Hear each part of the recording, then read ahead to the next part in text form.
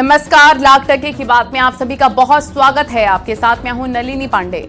नमस्कार, मैं हूं आपके साथ में मनदीप। लाख टके की बात में आज बात करेंगे। राज्यसभा में प्रधानमंत्री मोदी ने कांग्रेस पर बड़ा हमला बोला, वहीं कांग्रेस ने भी पलटवार किया। इसके अलावा बात करेंगे उत्तराखंड में यूपी से सीएम योगी आदित्यनाथ देवभूमि के दौरे पर रहे। उन्होंने उत्तराखंड के सीएम धामी के काम की भी खूब सराहना की है। इसके साथ ही बात करेंगे मिल्कीपुर में हुए उपचुनाव को लेकर अखिलेश यादव के चुनाव आयोग को दिए विवादित बयान की, जिस पर सियासी घमासान जारी है। साथ ही बात करेंगे शिवपाल यादव के अधिकारियों को दी गई धमकी की, जिसमें उन्होंने कहा जब उनकी सरकार आएगी तब हिसाब किताब होगा। अब आपको खबरें दिखाते हैं विस्तार से।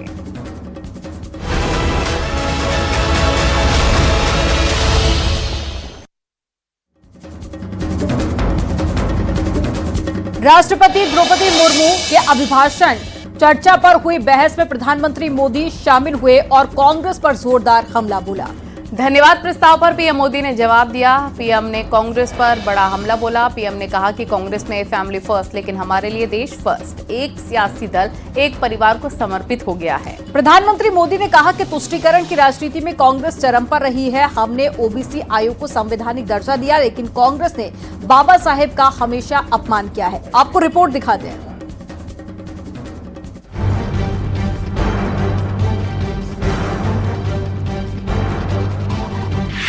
प्रधानमंत्री नरेंद्र मोदी ने राज्यसभा में धन्यवाद प्रस्ताव पर हुई चर्चा का जवाब दिया। इस मौके पर पीएम ने विपक्ष पर बड़ा हमला बोला।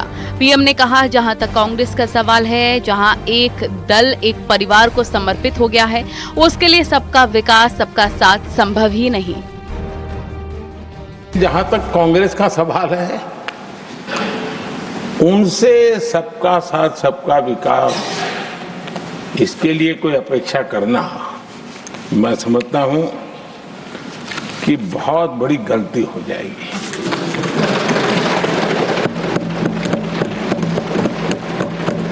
ये उनकी सोच के बाहर है, उनकी समझ के भी बाहर है और उनके रोड मैप में भी ये सूट नहीं करता है। पीएम मोदी ने कहा जनता ने हमारे विकास के मॉडल को परखा और समझा। जनता ने हमारे विकास के मॉडल को समर्थन दिया। हमारा मॉडल नेशन फर्स्ट है, कांग्रेस का फैमिली फर्स्ट। कांग्रेस में झूठ, फरेब, तुष्टीकरण का घालमेल है। और ये नया मॉडल तुष्टीकरण नहीं, संतुष्टीकरण पर भरोसा।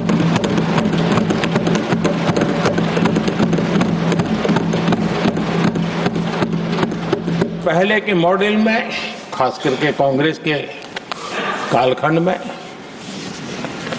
तुष्टीकरण, हर चीज में तुष्टीकरण।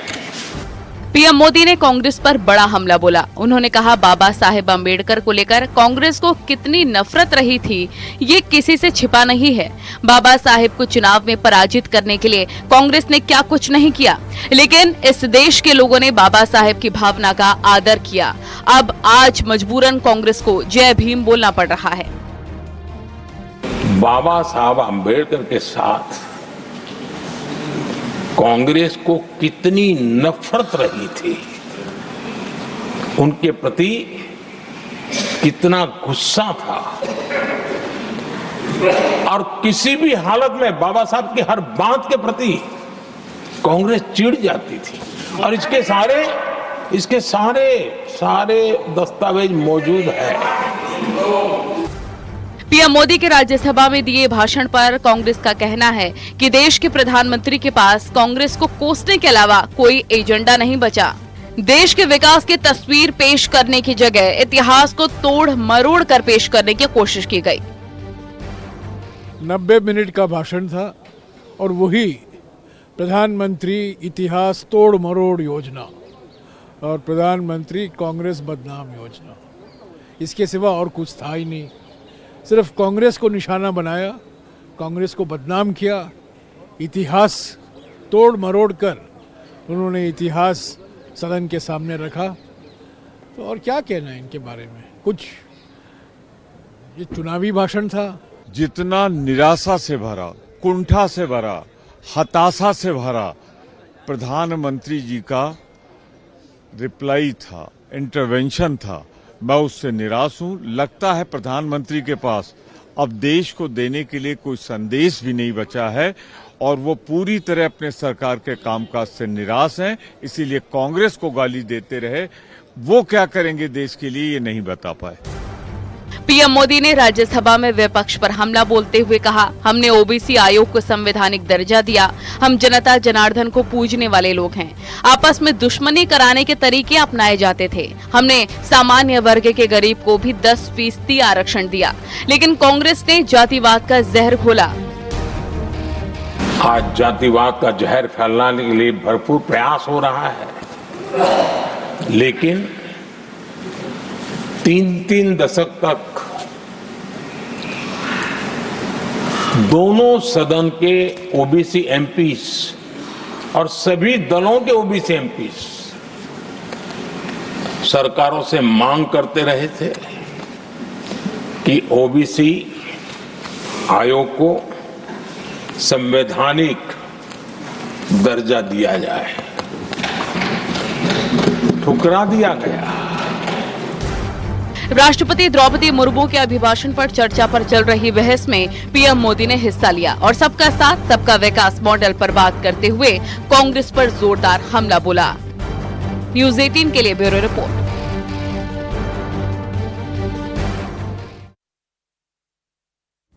और पीएम मोदी ने आज राज्यसभा में अपने अभिभाषण में उत्तराखंड में लागू हुई यूसीसी की जमकर तारीफ की। पीएम मोदी ने कहा, संविधान निर्माताओं की यही इच्छा थी और उसी के मुताबिक हम काम कर रहे हैं। पीएम मोदी ने कहा कि सरकार कमिटमेंट को पूरा कर रही है और इस पर सीएम धामी ने कहा कि यह उत्तराखंड के लिए गर्व की बात है कि यूसीसी लागू करने वाला हमारा पहला राज्य बना है। मैं आज बड़े संतोष के साथ कह सकता हूं कि हमारे संविधान निर्माताओं की जो भावना थी, उसी का आदर करते हुए, उसी से प्रेरणा लेते हुए हम आज आगे बढ़ रहे हैं। कुछ लोगों को लगता होगा ये यूसीसी क्या लाए हैं, लेकिन जो संविधान सभा की डिबेट पढ़ेंगे उनको पता चलेगा कि हम उस भावना का यहां लाने का प्रयास कर रहे हैं। कुछ लोगों की राजनीति आड़े आती होगी, लेकिन हम संविधान निर्माताओं की भावना को जीते हैं ना, तब जाकर के ये साहस करते हैं और कमिटमेंट के साथ पूरा करने का प्रयास करते हैं। यूपी के मुख्यमंत्री योगी आदित्यनाथ उत्तराखंड के दौरे पर रहे। यहां पौड़ी के यमकेश्वर में सीएम योगी के कई सारे कार्यक्रम हुए, जिसमें मुख्यमंत्री शामिल हुए। सीएम योगी के साथ उत्तराखंड के कैबिनेट मंत्री धन सिंह रावत और सतपाल महाराज भी मौजूद रहे। इस दौरान सीएम योगी ने उत्तराखंड के सीएम पुष्कर सिंह धामी और उनकी सरकार की जमकर तारीफ की है। इसी पर आपको दिखाते हैं रिपोर्ट।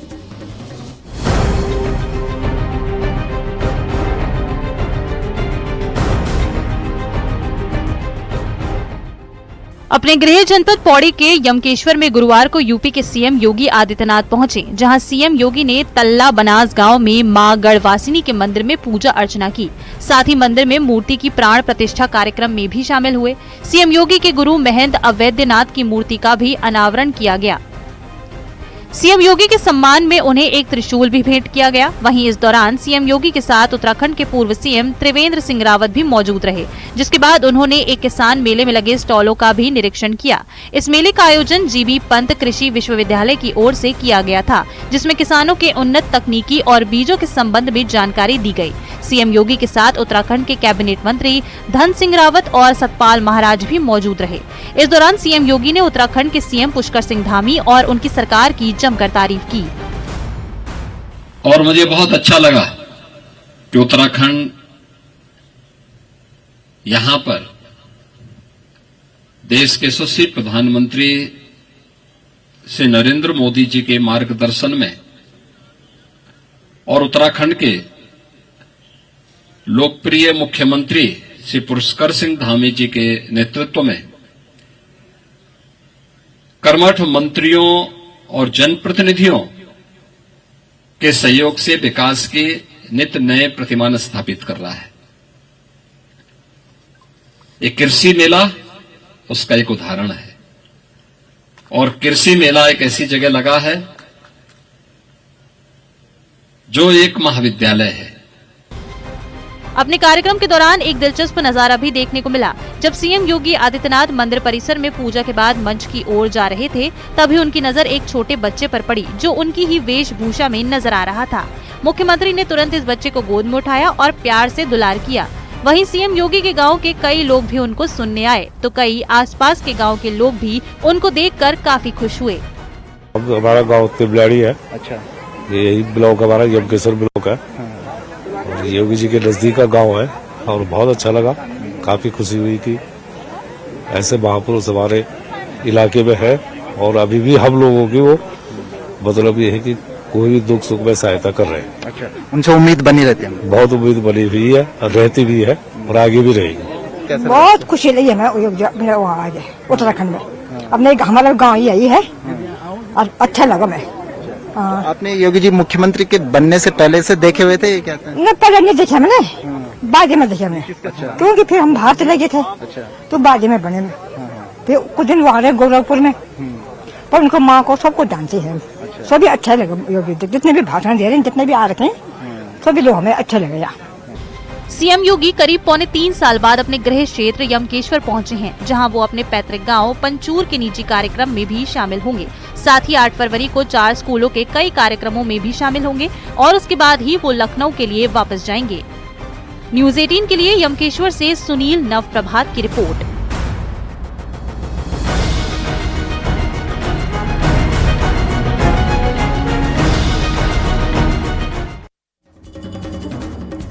और एसपी के राष्ट्रीय अध्यक्ष अखिलेश यादव ने मिल्कीपुर विधानसभा उपचुनाव को लेकर बड़ा बयान दिया। उन्होंने बीजेपी और प्रशासन पर धांधली के गंभीर आरोप लगाते हुए चुनाव आयोग की निष्पक्षता पर सवाल उठाए। अखिलेश यादव ने कहा कि चुनाव आयोग मर गया है, वो उन्हें कफन भेंट करेंगे। अखिलेश के बयान पर सियासी घमासान मच गया है और बीजेपी ने इस पर बड़ा हमला बोला है। आपको रिपोर्ट में दिखाते हैं।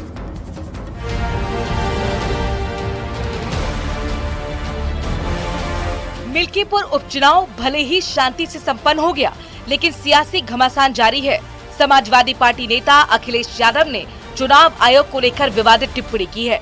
अखिलेश यादव ने कहा कि बीजेपी का चुनाव लड़ने का तरीका है, चुनाव आयोग मर गया है, सफेद कपड़ा हमें भेंट करना पड़ेगा।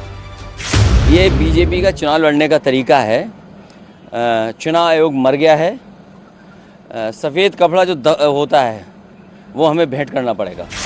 अखिलेश यादव ने चुनाव आयोग पर सवाल खड़े किए तो बीजेपी नेता रविशंकर प्रसाद उनकी भाषा पर सवाल उठाते नजर आए। उन्होंने कहा कि ऐसी भाषा का उपयोग ठीक नहीं। जब अखिलेश चुनाव जीतते हैं तो चुनाव आयोग ठीक है, जब हारते हैं तो चुनाव आयोग पर सवाल उठाते हैं। अखिलेश यादव जीत जाए तो चुनाव आयोग ठीक है। 5 साल मुख्यमंत्री रहे ना, यही चुनाव आयोग था ना। अभी जो लोकसभा का चुनाव जीते हैं यही चुनाव आयोग था ना। जो हम बड़ी संख्या में जीत गए, हमने हरा दिया योगी जी को, संविधान लेके घूमते हैं। तो आप जीत जाए तो चुनाव ठीक है, आप हारे तो चुनाव आयोग खराब है। ये कौन सा तर्क है? वहीं अखिलेश के बयान पर बीजेपी सांसद रवि किशन ने निशाना साधा है। पूर्व सांसद सुभद्र पाठक ने अखिलेश यादव के बयान पर पलटवार किया है। उन्होंने कहा कि जब 2012 में डिम्पल यादव निर्विरोध जीती थी तब सफेद चादर देनी थी। इनके समय 2014 के लोकसभा में आजमगढ़ और कन्नौज में क्या किया उसको याद करिए। 6 महीने पहले इलेक्शन कमीशन हिमालय पर था, अद्भुत था जब जीत गए थे 42 सीट। आज वो मर गया, 6 महीने में ही मर गया। अब कफन लेकर देश की सबसे बड़ी पंचायत में आ रहे हैं। सबसे बड़ा काला दिन, इससे काला दिन हो ही नहीं सकता कि अब राजनीति इतनी ओछी होती जा रही कि लोग कफन लेके आ रहे हैं। लकड़ी भी ले आते, तुष्टीकरण की राजनीति तो लोग ओपनली कर रहे हैं, कफन ले आते, लकड़ियों ले आते। मुझे लगता है कि अखिलेश यादव जी 2012 में अगर चुनाव आयोग को चादर दे देते, जब ये इनके मुख्यमंत्री रहते हुए इनकी पत्नी निर्विरोध कन्नौज से सांसद चुनी गई थी, तो ज़्यादा अच्छा होता। लेकिन तब तो इन्होंने गुलाब का फूल दिया। किस प्रकार से कन्नौज लोकसभा में इनकी पत्नी निर्विरोध हुई, मुझे लगता है वो कला भी इनको बतानी चाहिए। जिन गांव से इनको वोट मिलना नहीं, उन गांव में लोगों को निकलने नहीं दिया जाता था। सब ने देखा है, सब जानते हैं। और किस प्रकार से इनके राज्य में पुलिस किस प्रकार का काम करती थी वो भी सबको पता है। मिल्कीपुर में हुए उपचुनाव पर सियासत गरमाई हुई है। बीजेपी का कहना है कि समाजवादी पार्टी मिल्कीपुर हार रही है, इससे अखिलेश बौखला गए हैं, तो वहीं कांग्रेस उपचुनाव के दौरान धांधली का आरोप लगा रही है।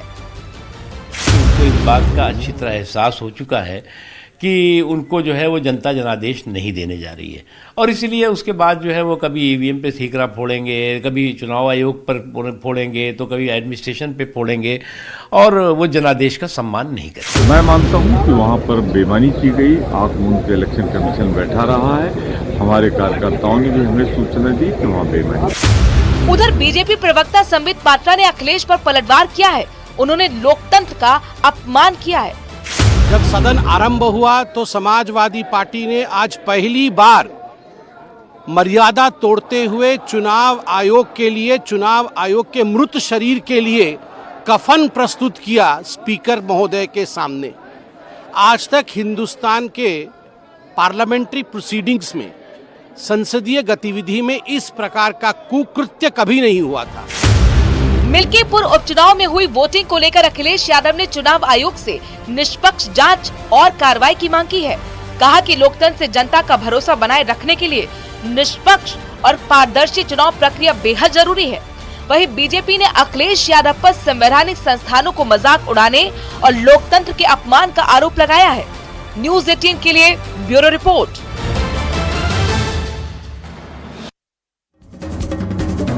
समाजवादी पार्टी के महासचिव शिवपाल यादव ने योगी सरकार पर निशाना साधते हुए अधिकारियों को देख लेने की धमकी दी। उन्होंने अपने कार्यकर्ताओं से कहा कि जो अधिकारी नहीं सुनते उनके लिस्ट बना लो, जब हमारी सरकार आएगी तो सबका हिसाब होगा। वहीं बीजेपी ने पलटवार कर कहा कि ये एसपी की सरकार नहीं है, यूपी में अब योगी सरकार है, जहां कानून के हिसाब से एक्शन किया जाता है।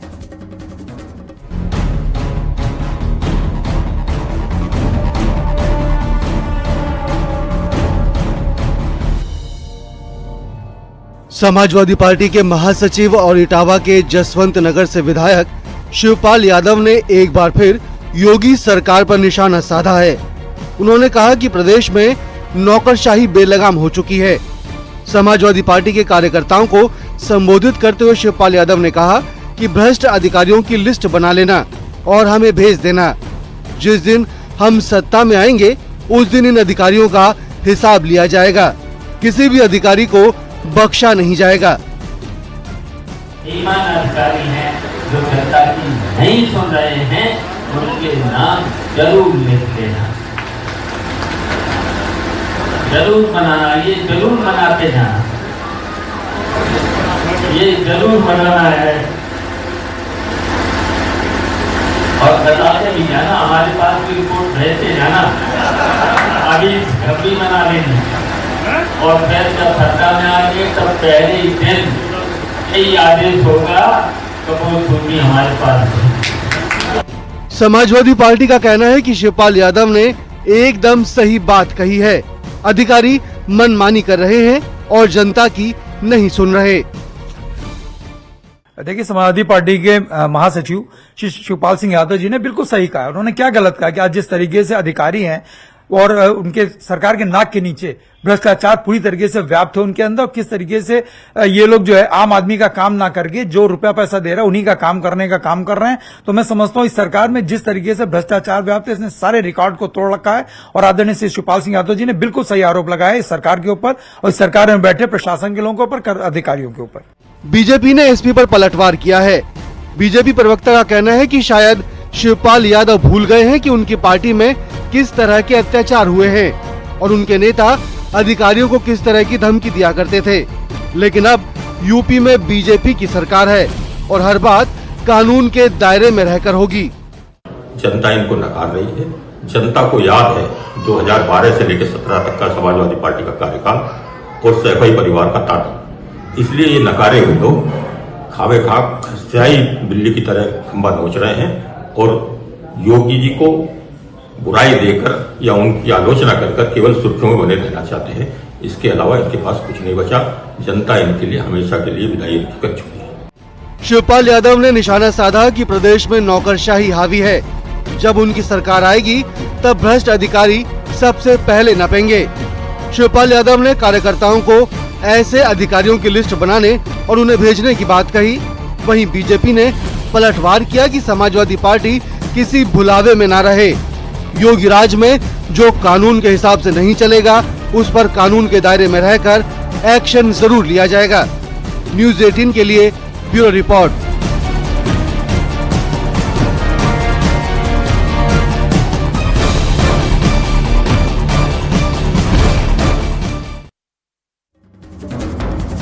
और बुलेटिन में यहाँ रुकना होगा एक छोटे से ब्रेक के लिए। आप देखते रहिए न्यूज 18।